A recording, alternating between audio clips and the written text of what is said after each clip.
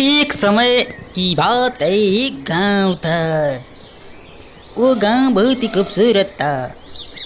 उसी गांव में एक चंदू नाम का किसान रहता था। कहने को तो वो किसान था, मगर वह लकड़ी काट कर अपना गुजारा करता था, क्योंकि गरीबी के कारण उसकी जितनी भी जमीन जायदाद थी वह उन सभी को बेच चुका था।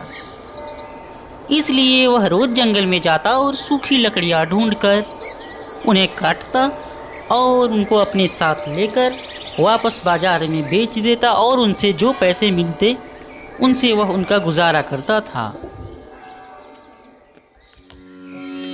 धीरे धीरे ऐसा ही चलता जा रहा था। चंदू इन सब से अच्छा खासा खुश भी था। उसे कोई और इच्छा भी न थी। वह बहुत शांत स्वभाव का इंसान था। एक दिन वह लकड़ी काटने के लिए जंगल की तरफ निकल पड़ा। जंगल की तरफ जाते हुए उसे कोई हरा और सूखा लकड़ी दिख ही नहीं रहा था।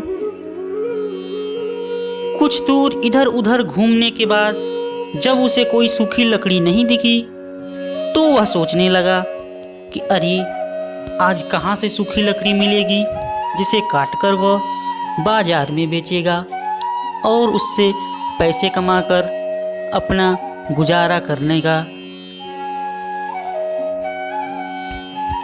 धीरे धीरे वह जंगल के अंदर बढ़ता चला गया, लेकिन चारों तरफ इतनी ज़्यादा हरियाली थी कि कोई लकड़ी उसे सूखी नहीं मिली। वह धीरे धीरे जंगल के बीचों बीच जा पहुंचा और इधर मौसम बहुत खराब होने लगा। धीरे धीरे आसमान पर काली घटा छाने लगी और धीरे धीरे मौसम ने अपना रूप बदलना शुरू किया। चारों तरफ काली घटाएं और जोर जोर से बिजली चमकने लगी। शाम का वक्त हो चुका था और इधर बहुत तेज बारिश भी शुरू हो गई। चमकती बिजली और तेज बारिश। अब चंदू को समझ नहीं आ रहा था कि वह जंगल के बीचों बीच कहाँ जाए और कैसे आज रात गुजारा करेगा। दूर उसे जंगल के बीचों बीच एक झोपड़ी दिखाई दी। वह झोपड़ी को देखकर उसने सोचा कि उस झोपड़ी में जाकर आज उन्हीं से मदद मांगेगा और वहीं ठहर जाएगा। जल्दी जल्दी वो झोपड़ी के पास जा पहुंचा और बोला, कोई है क्या? अरे कोई है? अरे सुनते हो? तभी उस झोपड़ी से एक बूढ़ा आदमी बाहर निकला और उसने पूछा, अरे तुम कौन हो और इतनी रात को इस जंगल में क्या कर रहे हो? चंदू ने कहा, अरे मैं लकड़हारा हूँ, लकड़ी काटने आया था। चलो ठीक है, अंदर आ जाओ। और उस बूढ़े आदमी ने उसे सोने के लिए जगह दे दिया। और उस घर में एक बुढ़िया औरत भी रहती थी। जब रात के आधा वक्त गुजर गया तब उस बुढ़िया ने अपने सर पे एक काली टोपी पहनी और जैसे ही उसने टोपी पहनी वह वहाँ से गायब हो गई। फिर उसके पीछे उस बूढ़े आदमी ने भी वही काली टोपी पहनी और वहाँ से गायब हो गया। यह देख चंदू दंग रह गया और वह वहाँ जा पहुँचा और उसने भी एक काली टोपी उठाई और उसे पहनकर जैसे ही उसने अपनी उस टोपी को अपने सर पे रखा, चंदू भी वहाँ से गायब हो गया। और चंदू एक राजा के बहुत बड़े महल में और उसके बावर्ची खाने में जा पहुँचा। यह देख वह दंग रह गया, अरे ये क्या? ये कहाँ आ गया मैं? और इतने सारे खुशबूदार पकवान आज तक मैंने नहीं देखे। अरे क्या चीज़ है ये?